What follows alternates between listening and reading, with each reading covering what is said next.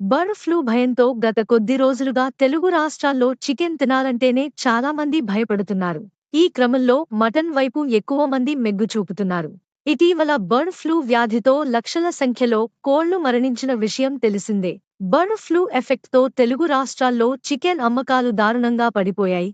గుడ్లు కూడా తినడం మానేస్తున్నారు. అయితే ఇదే సమయంలో మటన్ ధరలు భారీగా పెరిగాయి. చికెన్ ధరలు కేజీ రూపాయలు 150కి పడిపోగా మటన్ ధర ప్రస్తుతం 1,100 రూపాయలకు చేరింది.